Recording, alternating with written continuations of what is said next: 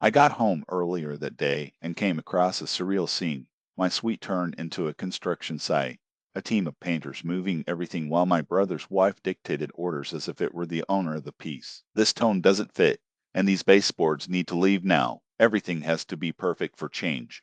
My brother just nodded like a rope doll, and my parents, next door, smiled with printed approval on his face. The next day, the phone rang too early. It was my mother, with a trembling voice. Alice, what did you do? The police were here. They took the Artem. They say it was you who filed a complaint. So it is. Let's start from the beginning. My name is Alice. I am 33 years old. I work in one of the main design studios in the country, creating interior for customers who do not look price. The salary is excellent.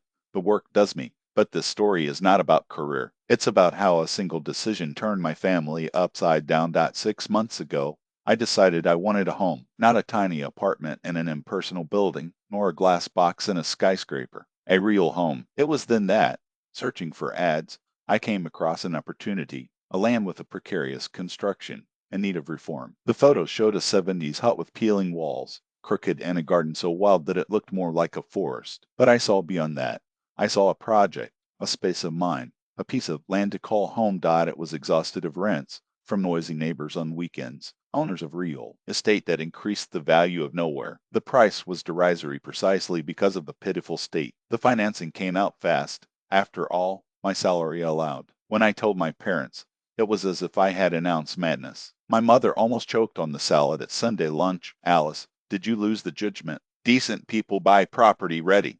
My father only turned his finger in the temple, and my youngest brother, Artem, released his pearl. Sister, this is a total trash. I preferred a new apartment 1,000 times in a condominium. His wife, Vika, looked at me as if I had proposed to live in a cave. She, who finds herself expert in everything although she has never worked a day in her life, only manages an Instagram profile about conscious motherhood with 200 faithful followers. But I didn't care. As they saw a rebel, I saw possibility. And thanks to my work, I had contact with the best professionals, plumbers, electricians, masters of works. I signed the contract, took the keys, and stayed there, in the middle of the peeled room, with a silly smile on my face. It was mine. It was all mine. The next 6 months were a constructive hell. I found that the wiring was from Brezhnev's time and needed to be changed completely. The roof empty so much that it could fill buckets. And when we raised the floor, we found such a rich ecosystem that even biologists would be impressed. But my team's guys gave me a real discount,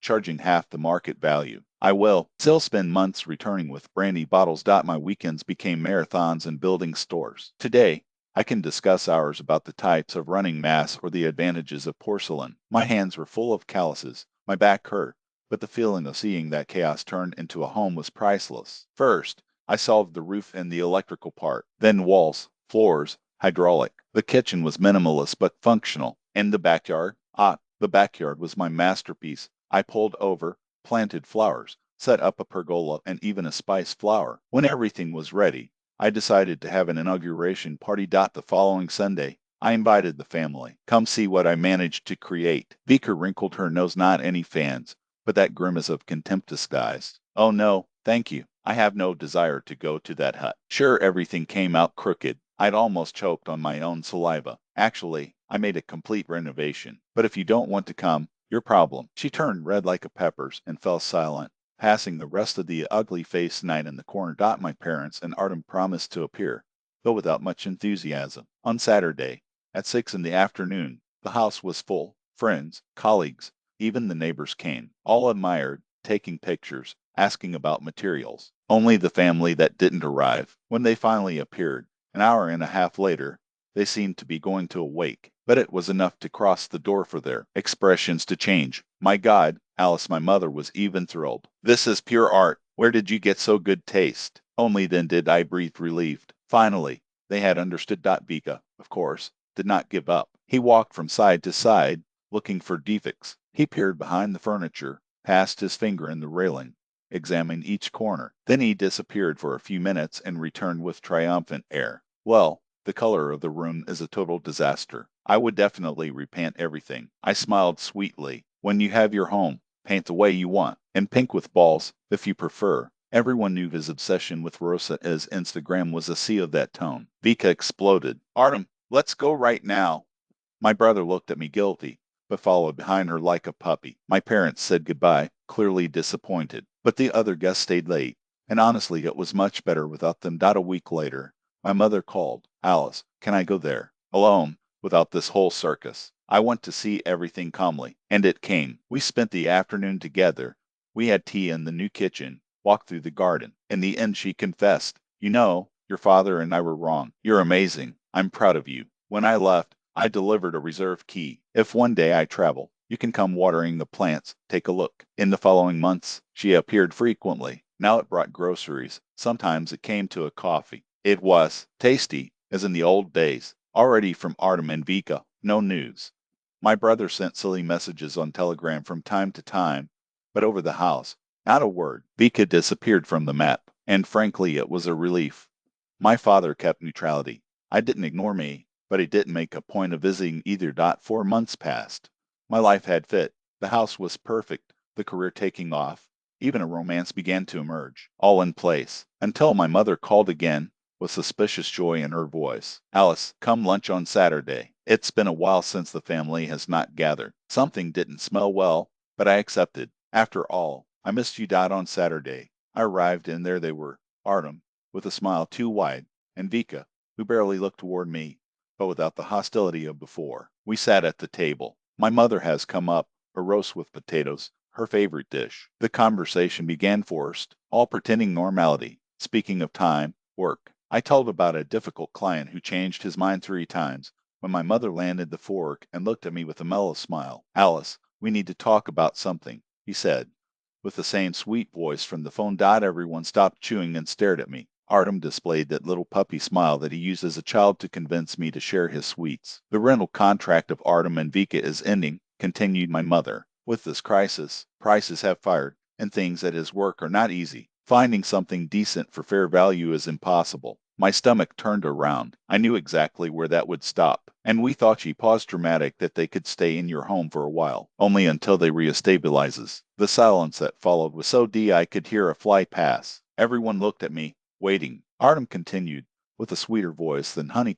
He smiled like a beaten dog, the damp eyes of calculated guilt. I let go of the lungs with a long sigh, as if kicked out all the patience I was left to.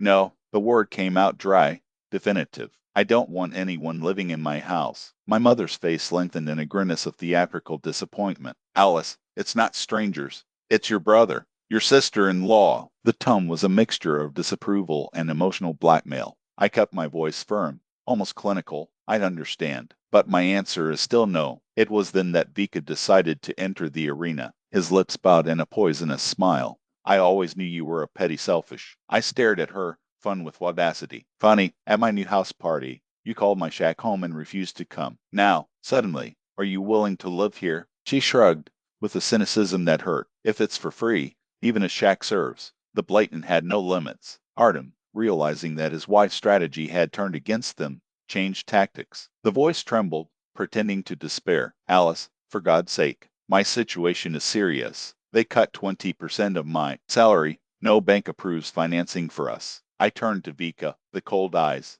Maybe your wife could get a real job rather than pretending to be an influencer with 200 followers. Her face was purple. How do you dare? He said, his hands grizzled on the table. I shrugged my shoulders, impassive. If the money is short, it makes sense that the 2 adults in the house work. Don't you think? Vika got up with a theatrical cry, knocking her chair, and ran up, the steps echoing as hammered in my old little room. Satisfied? Artem jumped, the fists clenched. You're an idiot, Alice. And he ran after his wife, leaving behind a silence loaded with tension. My parents looked at me like I was a leper. I finished eating as fast as I could and got up. Good night. None of them answered. I left without looking back. What followed was absolute silence. No connection. No message. No forced invitation for Sunday dinner or idiot meme on Telegram due Artem. Nothing. And for the first time in years, it was liberating. No sermon. No guilt manipulated. Just peace. My house was mine. Receive friends. I took care of the garden. Life,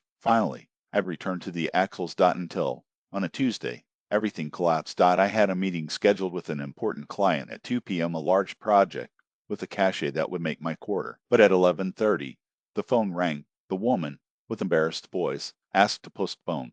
Family problems, he said. Frustration, but little to do. I decided to go. I remembered that I had left the final sketches of the project there. Better than staying in the office without having to do it. I arrived around noon, 3 hours earlier than usual. And then I saw at two cars parked in front of my house, my parents' Skoda and Artem's silver Solaris, and not formed in my stomach. Something serious must have happened, I thought, but if it were emergency, they would have connected me. Righty opened the door with my key, and I froze. The furniture of my suite was spread across the room. My nightstand, my dressers, even the lamps of IKEA that I had chosen with such affection. Voices came from above. I climbed the steps with my heart in my throat and stopped in the door of my room. My mother gave orders, like a campaign general. My father was leaning against the wall, silent. Artem was holding a ladder, and Vika shone, like a polished trophy, while two jumpsuit painters passed roll on my walls. Those I had spent 3 weeks choosing the exact shade of perfect blue-gray, mixed drop with drop ideal. Now they were being covered by a poison pink, so aggressive that he was burn his eyes. What the hell are you doing here? Everyone frozen. The painters stared at me, suspended rollers in the air. My parents pretended to blame. Artem paled. And Vika smiled. Ah, you arrived. We decided to give a revamped room before we moved. Don't you think the pink was divine? I bit the inside of the cheek until I taste. Stop. Ruby to the painters. Stop now. They exchanged glances and lowered the rollers. I turned to my mother, the trembling voice of contained fury. Did you lose your head? How did you get in here? She smiled, as if offering me tea. But honey, I have the key. We are family. And we knew that deep down you would want to help Artem and Vika. Health? My laugh was dry, almost a growl. I said no. Clearly, definitively. My father interfered, the paternalistic tone. We knew you were going to change your mind. You always do the right thing, Alice. The right thing? I repeated, incredulously. Invading the home of others and destroying my repairs the right thing? How settled. My parents spoke about family values. Artem shouted that I did not understand the seriousness of their situation. Vika called me all that is named. Even the painter's blessings, those men gathering their things and running out, feeling the storm that would come. When the door closed behind them, I looked at all three. I'm not kidding. Get out, now, or I call the police. Something in my tone convinced them. One by one, they dragged their feet to the exit, down the stairs as caught criminals. The door knocked. I was alone in the midst of my desecrated suite. Half of the wall still had my blue-gray, the other half that obscene pink, like an open scar. His hands shaved, but there was no time for despair. These people had crossed the line, and I knew they wouldn't stop there. I took the phone and called Pasha, the master who had made my repair. He lived in the next neighborhood. Pasha, I need to change all locks. Today, it's a matter of life or death. While waiting for him, I ran to the materials store. I bought ink. My ink, thank God. I had kept the coat of color. Pasha arrived with a helper. They exchanged everything, front door, back, garage, to the yard gate. The rest of the day and half the night I spent a roll in my hand, repainting every inch of that grotesque pink. Anger was a fuel better than coffee. At 2 a.m., my room was mine again, but I couldn't sleep there. I moved to the visit suite. The next morning, I called the same friends who had helped me in the change. Together, they returned each furniture to their place. And then I did what I should have done a long time ago. I called the security company. I want the full package, cameras all over the perimeter, motion sensors, alarm in all doors and windows, and remote access by mobile. They came on the same day. Until dusk, my house was armored, cameras covering each angle, sensors at all accesses, a system directly linked to a monitoring center, and the best, everything on my phone, from anywhere in the world. I would know if someone dared to step on where it was not called. For the first time in months, I breathed relieved. My house was protected. The ZAMKA knew, and if someone tried to repeat that show of pink horror, would have proof. The system paid faster than I imagined. 2 days later, I was in the office, ending the Cottage project, when my phone vibrated as crazy. The security application fired. Movement detected at the main entrance. Attempted unauthorized access. Alarm. Broken breakdown. My stomach plummeted. I opened live broadcast. At my door, it was Artem, holding a key, the same one I had given to my mother. I tried to stuff it in the lock, cheering it on the sides, frustrated. Of course it didn't work. I had exchanged them all. He looked around, nervous, checking if a neighbor was watching. Then he went to the car and returned with a goat foot. My fingers froze on my cell phone as I watched, incredulously. My own brother stick the tool between the door and the stop and force the entrance. The alarm shouted. The camera's stroboscopic lights light up, illuminating him as a criminal in the act. Artem was startled. He threw his coat on the floor and ran to the car as if the devil chased him. He went out, almost taking the neighbors' gates together. I stood, looking at the screen. One thing was a family fight.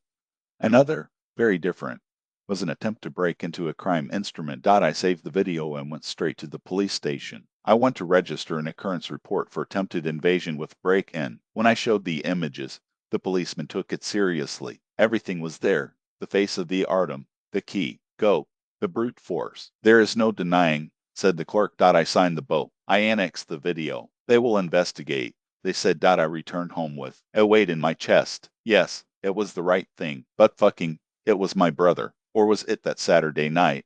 My phone exploded. My mother called. Her screams, her voice so loud that the speaker was splashing. Alice, what did you do? The police came here. They took the Artem. They say you filed a complaint. He was just trying to break my door with a goat foot. Mom, I have the video. Remove VO right now, she shouted, her voice tearing the air like sandpaper. It's your brother, Alice. Did you need to do that? Not, Mother. Does a brother need to invade his sister's house with break-in tools at 3 in the morning? She cried on the phone, calling me a traitor monster. Everything a mother in despair can spit when her favorite son is at the police station because of his daughter who dared to defend herself. I removed the complaint. I said, cutting the drama with a coldness that surprised me, but with conditions. You disappear from my life. Forever. No visit. No call at 2 in the morning asking just a place to sleep. No emotional blackmail seen at the door of my work. Nothing. Absolute silence. Anything, Alice, anything.